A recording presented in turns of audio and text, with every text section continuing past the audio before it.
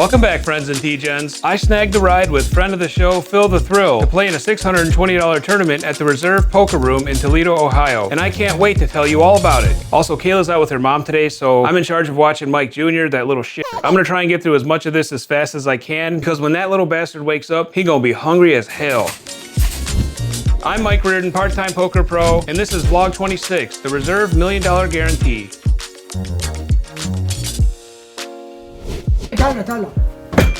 Today's flight was Friday, April 10th. The goal for this session is simple. Survive the field, finish in the top 10%, so I can bag and come back next Sunday for the real money. Each day has a 12 p.m. flight with 30-minute levels, and another 6 p.m. flight with 20-minute levels, or they call it a turbo. The day started early in the morning when Phil the Thrill arrived to pick me up. As you guys know, my electric vehicle can't quite make the trek all the way down to Toledo, so I'm always in need of a ride. And since Phil was also playing in this event, he offered to chauffeur me down, and I gladly took him up on that. We arrived in Toledo around 11 a.m., which was an hour early. Now, the last time I was here in February, I posted a video where I ordered some chili dogs from Sheetz. The hot dog's okay.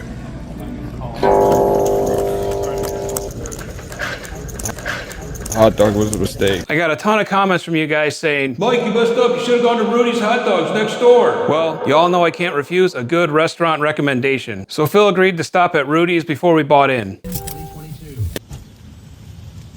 Chili cheese dog and mac and cheese. You want everything and cheese on your dog or just sauce and cheese? Everything, yeah. And I'll bring your mac and cheese out to you. All right. And for you? No, I'm good. I rolled in, I ordered a chili cheese dog, and of course, once I saw mac and cheese on the menu, I couldn't help myself. I'm gonna give me Diet Coke, man. Is this maybe Diet Coke? I asked for Coke. I'm not sure if this is Diet Coke. No, it's not Diet Coke, but someone hooked the diet up by accident, so it might have a little remnants of it. Oh, okay. The chili cheese dog was fine. I mean, it was edible, but I wouldn't say it was any better or any worse than the 5 hot dogs I ordered from Sheetz. Oh man, that looks extra sloppy. But then, the unthinkable happened. What the hell is that? What the hell is that? What the hell is that? What the hell is that? What the hell is that? The hell is that? What the hell is that? What the hell is that? What the hell is that? What the hell is that shit? Yummy. Yummy. Yummy.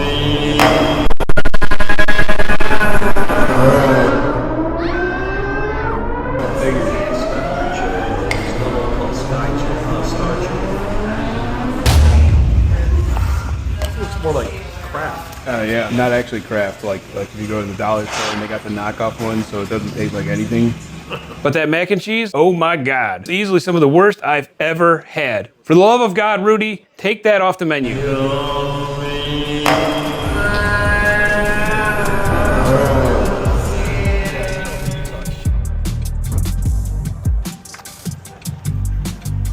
Really? So you don't have to read When I finally walked into the room, I was blown away by the reception. Dozens of friends and Degens were thrilled to see me.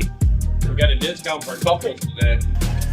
Son of a bitch. And they were even more excited when I pulled out my 3D printed Oreos and wristbands to hand out. So right off the bat, I'm already in a good mood. Yesterday, I put on a jacket that apparently I haven't worn since Ski, Michigan, and your fidget's in there. These part-time Oreo fidgets are super popular, so if you see me at a tournament, come ask me for them. I'll give them out to everybody. Part-time. I do need to address the allegations everyone has been bringing up since the last time I played at the Reserve for the Team Michigan Poker Championship main event. I'm sure you all saw my video when I played back in February. So you fucking ruined it. And yeah, I was pretty pissed off. Well, when I arrived today, everyone kept asking me, hey, did you bring your inflatable girlfriend again? Where's your blow-up Sydney Sweeney? Did your balloon girl pop or something? Listen to me, she is not an inflatable doll. She's a 5-foot-tall custom pillow that I got from allaboutvibe.com. She's a pillow. She does not inflate. So please, for the love of God, quit saying she's a blow-up doll. And besides, she's not my good luck pillow. She's Mike Jr.'s full-time nanny. So now that we've cleared up the pillow situation and my tummy was full of the worst brunch ever, I was finally ready to sit down for the 12 o'clock flight of the $1 Million Guarantee at the Reserve. Part-time.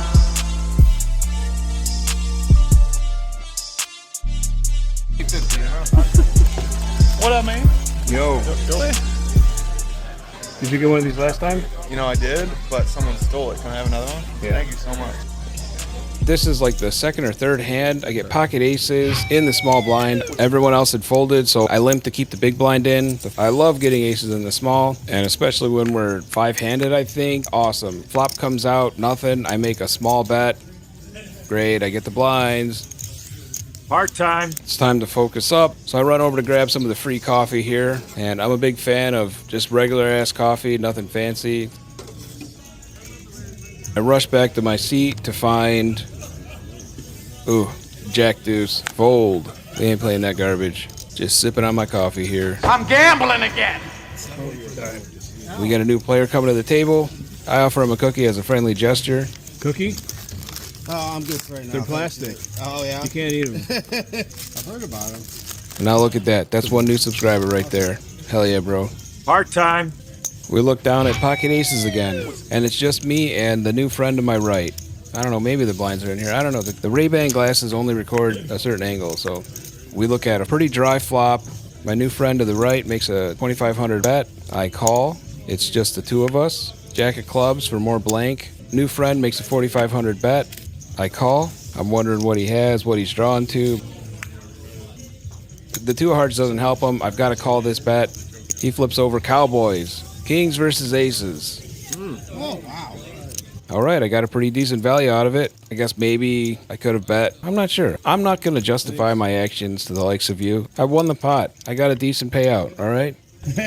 I'm still alive. Part time. Now that we're on break, do you want to see the real world of degenerate poker pros? The reality they don't show you in magazines and on the E! channel. This is what separates the men from the Degens. With only 10 short minutes in the break, the first 10 players that rush to the back table can buy into a $65 PLO Showdown, where one player will win a $620 entry to the same tournament we're already playing. I'm gambling again. That's right, the 10 of us either already busted out or have absolutely no faith that we'll survive and want to flip for another entry into the event. To take it a bit further, all of us agreed to throw in an extra $20 each to award $100 to the player with the highest diamond and highest spade. Here's how it works. The dealer pitches the players 4 cards each, face down. You are not allowed to look at your cards until it's your turn. It's more fun this way. There is no betting, so the dealer runs out the whole board, sometimes leaving one card face down until the very end. The first player selects just one of his cards and places it face up for everyone to see. Now he's showing the highest hand, so the action moves to the player to his left. The next player has to flip over his hand, one card at a time, until he beats the current high hand, or until he's out of cards, and then he's out. In this showdown, I'm the first player, so I flip over a 10. The board shows 7, Jack, Queen, and 3, with 3 hearts. I didn't hit any of the board, so I currently have the high hand with just the 10 high. The next player just has to beat my 10 high to have the high hand. He flips over a 3 for a pair of 3s. Now that his pair of 3s is the current high hand, the action moves to the next player. This will continue until all cards are flipped over and one person wins. And this is what makes it so fun, because the nature of this rotation makes for some real nail biters. Let's watch the action. Seat 1 currently has the high hand with a pair of queens. Seat 3 just took the high spade with the king spade. That's $100. Oh. Seat 4 just hit the nut flush.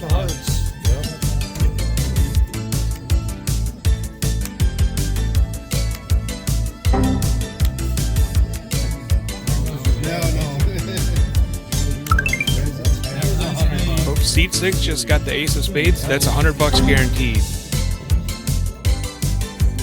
7 and 8, nothing. Now it's on me. Hey, I got the ace of diamonds. That's $100. I'm gambling again. Now seat 10 shows that he flopped a set of 3s, so he could get a full house. If that last card pairs the board, he can win. Queens are dead. It does not. So seat 4 wins the $620 entry with the ace high flush. Thank you. Part time. Look, I didn't win the showdown, but I won the high ace side bet for an extra $100. We call that a rebate. Ah, shit. Mike Jr. just woke up. All right, I might as well feed him now, otherwise he's not gonna stop whining. Junior, shut the f up! I'm getting your food. Shut up! I'm getting your food. Disgusting.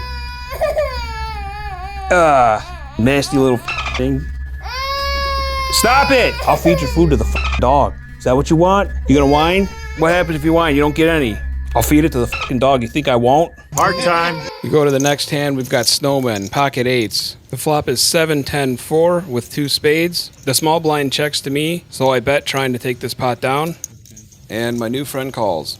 The ace of spades on the turn causes me some anxiety, but I have to keep betting. Yeah, the 10 and now the ace is starting to worry me, especially when he calls. Maybe my eights aren't that good.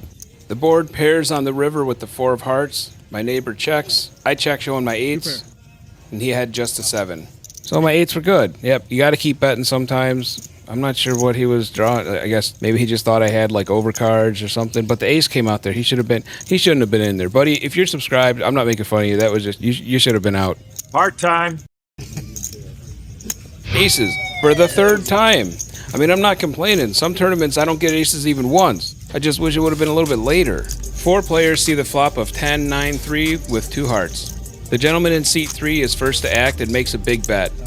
The other 2 players either missed the board or remembered that the only time this guy bet today was when he flopped a set, so they folded immediately. Now it's heads up. Since nobody else is in the pot, I just call. Because this guy won't fold a set if I raise him here, but if he's semi-bluffing with 2 overcards, he'll definitely fold if I raise right now. I want him to voluntarily bet the turn. The 6 of hearts hits the turn, and I have the ace of hearts for the nut flush draw. Seat 3 makes the same bet, but now I raise him. He calls. The river pairs the board with the 3 of spades. He checks to me. He checks to me. I said he checks to... Okay, thank you. It's hard to get chips off this guy. He's pot committed now, so I make a value bet that is just big enough for him.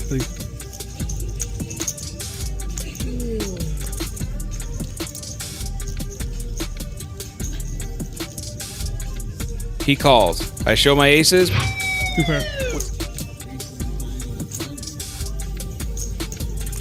And he mucks. Dude, I'm getting some banger hands. And look, you gotta enjoy it while you can. Because some other tournaments, you never get any cards. Part time. Blinds are 300, 600. And at the reserve, they do a small blind ante. So when you're the big blind, you gotta pay the 600 for the big blind and 300 for the small blind. I look down at pocket jacks and the small blind raises to 2,000. I call. And I think there's a 3rd player in here too. Yep, so everyone's getting up to go for a break. And the flop is 10 ace 8 with 2 clubs. Everyone checks. It's only a 10-minute break, so we're kind of going quick. The 2 of spades comes on the turn. I bet 3K. I get a reluctant call from seat 5, and the small blind folds. A 6 of clubs on the river. I bet 6K. Seat 5 ponders, but eventually lays it down. I'm not sure what he was looking for, but whatever, my jacks won a pot. Part time. Oh, for real? Try it, bitch. Try me. Go ahead. Go ahead. Yeah, that's what I thought. Blinds are 300, 600, or 400, 800. I don't remember. But the button only raised to 1900. Both the small blind and the big blind call. And I've got Cowboys, so I'm like, so we've got 4-way action heading to the flop. 5, 7, 8 rainbow flop, and the 2 blinds check to me. I'm expecting the button to bet, so I check to him. And to my surprise, he also checks, which was odd because he was the original raiser and he was last to act. He definitely should have bet, so I'm wondering what he has. I mean, if he's got 2 overcards, he bets there. If he's got an overpair, he bets there. An underpair? Like, what is he? I don't know. I really don't give a shit. Okay, whatever. The Queen of Hearts shows up for our free turn card. If the button can't be trusted to bet properly, then I guess I'll have to do it myself. I bet about a quarter pot to see where I'm at. Only the big blind folds. We get a royal reunion on the river when the King of Spades arrives, looking for his bros. Let's party. The button definitely did not raise pre-flop with 4-6 or 6-9, so I don't have to worry about a straight. It's more likely that he has ace-king, ace-queen, ace-jack, maybe even king-queen. I hope he has something to pay me off. I don't know. I really don't give a shit. So I bet 6,000 and both players fold. I started wondering, man, what could he have possibly had? And then I remembered, I really don't give a shit. yeah, that's a good point too. Part time. I'm on the button with pocket 9s. The hijack raises to 1,200. The cutoff folds, I call. And maybe one of the blinds called, I don't know, I can't see. King 7-7 with 2 hearts on the flop. It checks to me, so I bet 2K to try and take the pot down. Everyone folds and I scoop. Ooh, wait, I guess the small blind is still in it. 4 clubs on the turn. Small blind checks to me, and now I'm worried he has a king, so I check to see a free river. And we hit a money card. The 9 of hearts gives me the full house while also completing the heart flush. Or at least it could have been a money card. I bet 4,000 and the small blind folds instantly. Part time. I'm in the hijack with 4 players that called the button's pre-flop raise to 2,500. Oh, and I have kings again. I'm getting some banger hands today. The flop shows King 8 Jack Rainbow. I'm so focused on pretending like I didn't just flop top set 3 kings. that I didn't even notice the fella in seat 4 was showing me on his phone that he just subscribed to his new favorite YouTube channel. But can you blame me? I can't stop staring at that beautiful king on the board. Back to the hand. I quickly check, hoping that the button will c-bet. As is tradition. But he elects to give us all a free card. The 5 of hearts on the turn helps nobody. Seat 7 bets a measly 3,000. I check my cards, pretending that I'm looking to see if I have 2 hearts for a flush draw. Then I reluctantly call, hoping that my acting will keep the button in the hand. When he folds, I finally realize that seat 4 was trying to get my attention this whole time with his phone. So I thanked him for subscribing. Hey, thanks for subscribing. I know what he's doing now. You see, if I win a bunch of chips off him, he won't subscribe. But if I lose a bunch of chips to him, then he might subscribe just long enough to see his big hand. Anyway, it's heads up on the river, and a boring 4 of spades improves nobody's hand whatsoever. Seat 7 checks his busted flush draw to me. I bet 6,000. He folds, and I scoop another pot. Put me on that flush draw. Oh, I don't know what you had. I had the best hand. Part time. On the turn, I just call my new friend's all-in jam. I had top 2 pair, and he had to rebuy. That was my first knockout of the tournament. Part time. Nice try, little That's my knife, too. Can't be mad at him, though. I taught him that trick. All right, just let me get through the next couple hands and you can have your slop. If you keep making noises, I'm gonna let the dog have it. Shut up. I don't care what your mom thinks. Okay, where were we? It's the dinner break, and I make a risky play. I'll get a cheddar brat, please. Sure. I'll be here pretty much the whole day. I don't think I'll need any more after this, because I play my best when I'm feeling sick to my gut. Jeez, all right. Why? The cheddar brat was pretty great, although while I was eating it outside, someone was out here coughing up a lung. But it's just not a real poker tournament until someone's coughing over your shoulder while you scarf down an overpriced hot dog that's for sure to give you heartburn. I'm gambling again. Oh, no. Unfortunately, I was so distracted by that hot dog that I missed another showdown in the back. Oh, man, how many did you guys do? And while I stood there watching, blinded by the jealousy of FOMO rage, I ran into a fan of the vlog who came out to the reserve just for an Oreo. Got any of them Oreos? I do. And I was happy to oblige. I think this is the lucky one. This is the lucky one. This is the lucky one. And I usually say that whenever I give one out, but I think this time that really was the lucky cookie. Because that's the only way to explain what happens next. Part time. We've got pocket queens here. I'm under the gun. I raised it to 2,000 and we get 2 callers. Jack 10 ace on the flop with 2 clubs. Checks to me, I bet 2,000. I get an insta call and then a fold, so it's heads up now. 3 of hearts, the guy instant checks. I bet 3K. He snap calls, so I'm thinking he just has an ace at this point. Here's a queen on the river, which is just the perfect card to keep me maximum engaged and get max value out of me when you have the small blind special and call with some bullshit like King 6. He bets 10K, and he had King 6. What the fuck? Like, why was he staying in on this? This is so stupid. Good suck out, I guess. I mean, like, if the queen hadn't come on the river, I guess I could have folded. What are you sticking around with King 6 for? I was betting the whole way. What a stupid. Part time. You finally ready to eat, bud?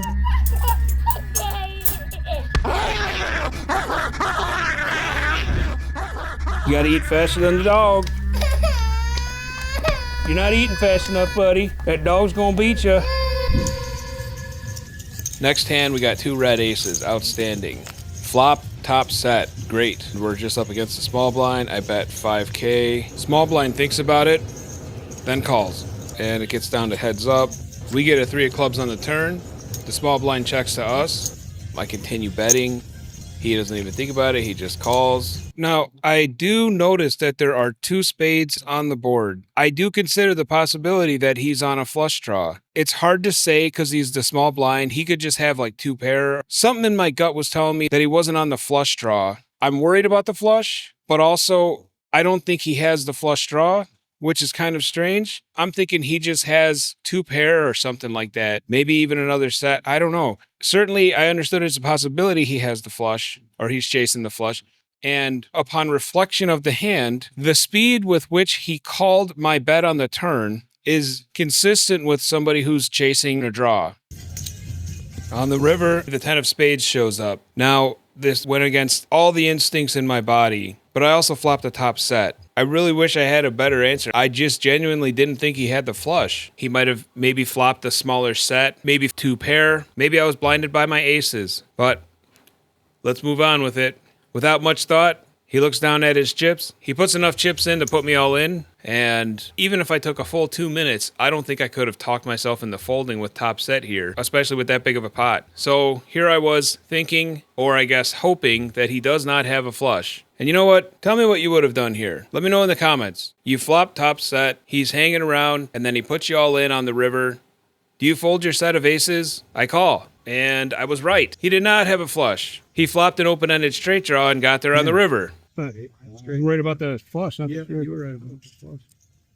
All right. I was a little worried about the flush. God, 9-6 offsuit. You know, I pride myself on always playing perfect poker all the time, always, and never making any mistakes, ever. And I played that hand perfectly.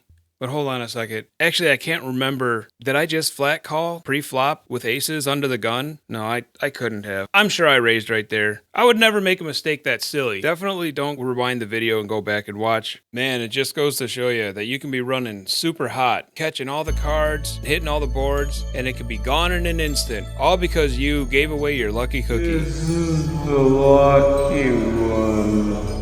Alright. So don't give away your lucky cookie, folks. I'll be giving out other lucky cookies at the MSPT in Firekeepers in Battle Creek, and also at the World Series of Poker in Las Vegas. I'll see you guys there.